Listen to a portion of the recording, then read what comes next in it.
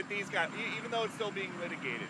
If there was a flight tonight full of accused gang members and somebody called and said, Mr. President, I know that this is still being adjudicated, but we can get these guys down to El Salvador right now, would you say that that's okay? I would say that I'd have the Secretary of State handle it because I'm not really involved in that.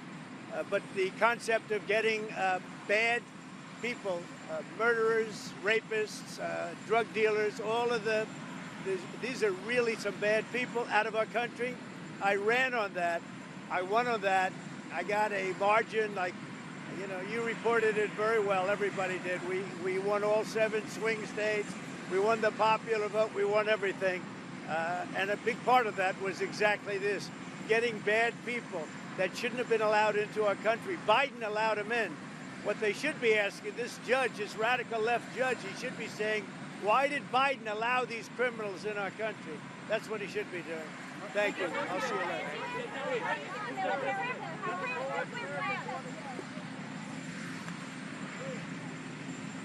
Donald Trump knows that every time he speaks to reporters, he is either going to say something stupid, screw himself over, or potentially put himself in legal jeopardy.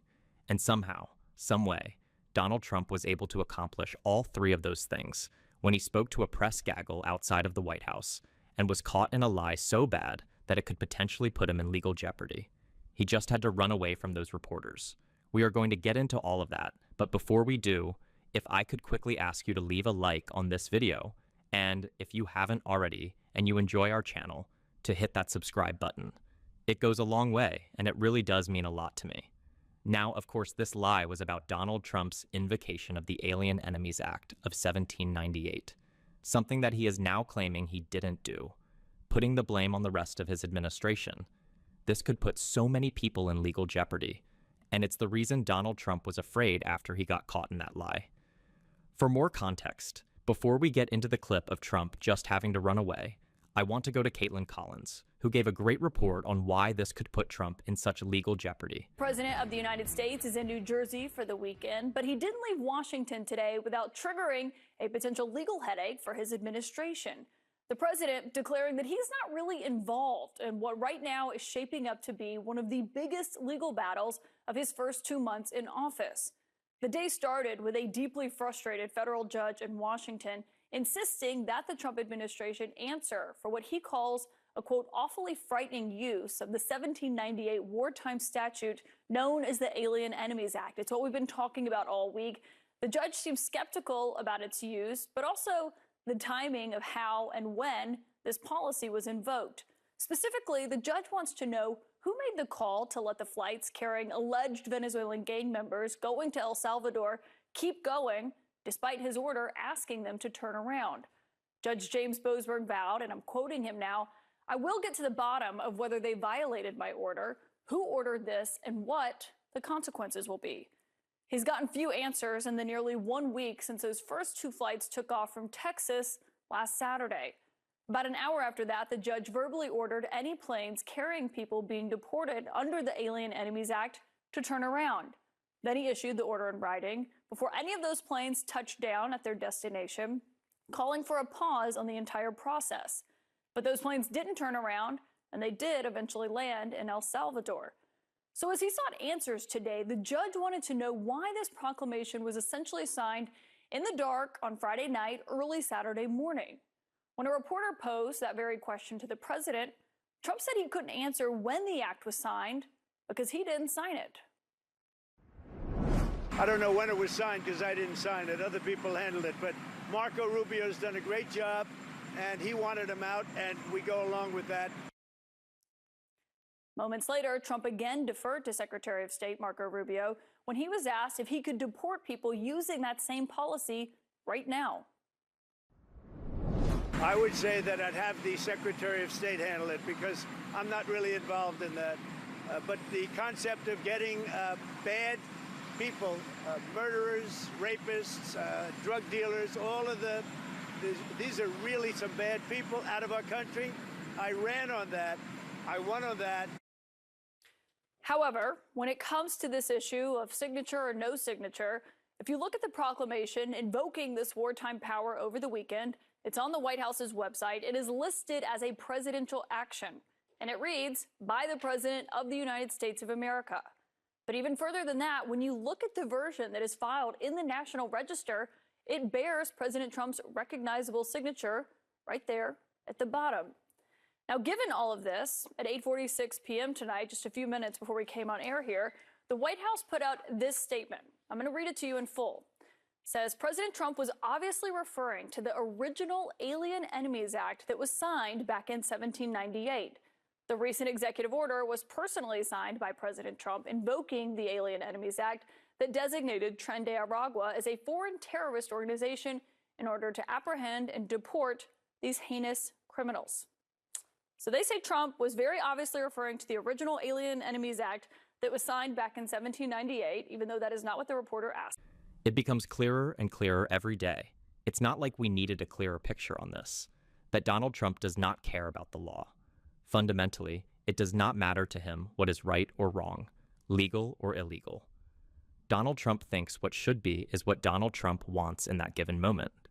It is also part of his plan to put as much power as possible in the Oval Office for him and Elon Musk to use. That's why they are using what would be considered a more positive issue for Donald Trump on immigration to launch this full-fledged attack on the judiciary. It's why he invoked the Alien Enemies Act of 1798, because he thought he could get away with it. But that's not actually true. As Caitlin Collins reported, it is clear that Donald Trump is a little shaky on his legal standing here.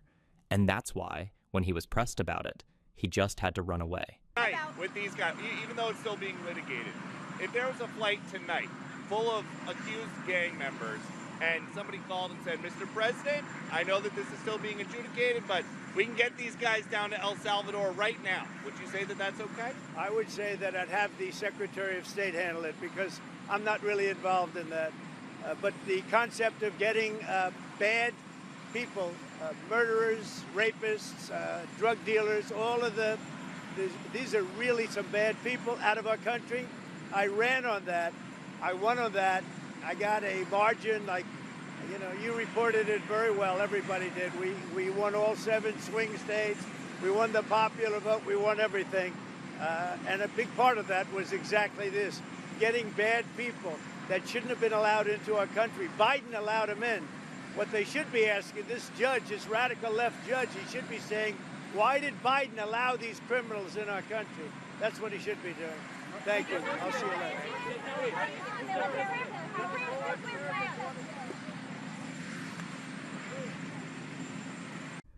Donald Trump doesn't know a lot, but it's clear he knows he does not have the authority he is claiming to have. He knows that not only are the courts not going to side with him, but he's losing this in the battle of the court of public opinion. Not just Democrats, not just independents, but Republicans as well do not want Donald Trump blatantly defying courts.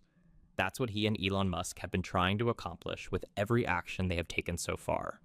They clearly violate the law and then use their giant media and propaganda apparatus to push the court of public opinion in the direction they want.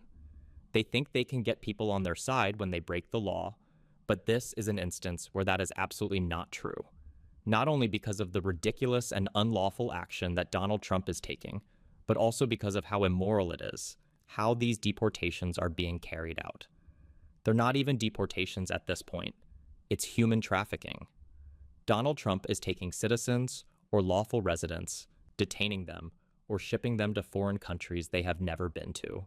It's the reason why he's trying to pawn this off on Marco Rubio, or say he has nothing to do with it, because he understands the liability that comes with the horrible political decision he just made. He's trying to shield someone, or shield himself with someone, from the blowback, but he cannot. This issue that Donald Trump thought he would have some success on with immigration is only backfiring during his administration, and continues to get worse as more reporting comes out about the ways that Donald Trump is carrying out this deportation plan. One of the scariest examples we saw of that was with Rachel Maddow. A declaration filed in court by a woman who fears her brother has been deported to that Salvadoran prison. She says her brother has never been part of a gang and that he has no criminal record. Quote, I last spoke to him on March 14th, 2025, and believe he was removed to El Salvador shortly after that because I have not heard from him since then, and I can no longer find him on the ICE detainee locator. If he were detained anywhere in the U.S., I know he would contact me because we spoke almost daily while he was previously detained. If he were back in Venezuela, I would hear from him as well. I'm extremely concerned about the health and safety of my little brother.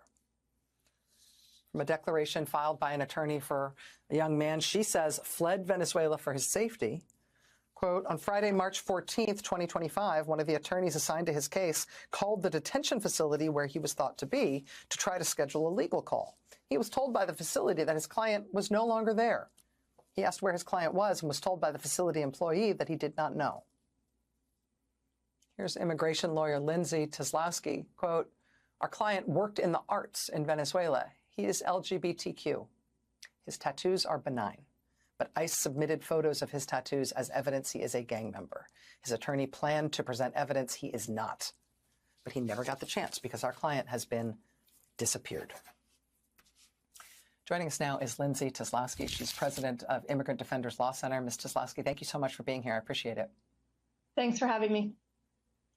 So this is unusual, and correct me if I am wrong. I know that you have not previously identified your client when speaking to the press or when speaking publicly, but I understand that you want to share his first name and some photos with our viewers tonight. Is that correct?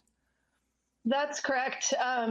Names and identities of people have been shared today via a list, and so we know that it is inevitable that our client will be identified, and we feel it's important to let the world know who Andrei, our client, is, because he is a human being. He is a young professional from Venezuela. He's a makeup artist. He is a gay man. He is someone who came to the United States seeking protection. He came seeking asylum. Upon entry into the United States, he was detained because of his tattoos, some of which you can see in those photos, but these are not the tattoos of somebody who is involved with gangs. These are normal tattoos that you would see on anybody at a coffee shop anywhere in the United States or Venezuela. And today, we have confirmation from the government, one of the few groups or attorneys that have confirmation that our client is indeed in El Salvador. Our client last week was supposed to appear in court where we would have started the process of refuting the baseless allegations against him, but we never got to have that chance. Our client has been forcibly removed and disappeared, and we don't know what his legal case, where it goes from here. Do you know if he has any legal recourse at all? Do you have any means of contacting him, or do you have any means of trying to track one down if you don't have one now? So the only reason we know that our client is in El Salvador is because he was supposed to be in court last Thursday. ICE never presented him. Over the ensuing days, we realized that he was likely part of this, group of planes that went to El Salvador. When we went to court on Monday, we were finally told by ICE that it was confirmed he was in El Salvador. And that moment, they said that he was removed to El Salvador. The immigration judge said, how's it possible that he's been removed if there's no removal order? And the ICE attorney that was in the courtroom said, I don't know. Like I said, Donald Trump doesn't know a lot, but it's clear that at least someone in his administration knows what a huge political mistake they are making right now. And of course, a legal and moral one as well. Now, of course, they care a lot less about the legal and moral side of things, but they see the blowback that is coming and they are terrified, especially when the courts are pushing back. Especially when the highest court in the land, where Donald Trump expects to always get his way, is sending him a message saying, no, you can't justify these orders. So Donald Trump is scared, and this is a moment to seize on that and push back, which is exactly what we are going to do every single day on the show. And if you want to support that, as always, you can hit that subscribe button, you can leave a like on this video, and if you stuck around to the end, you can drop a blue heart in the comments.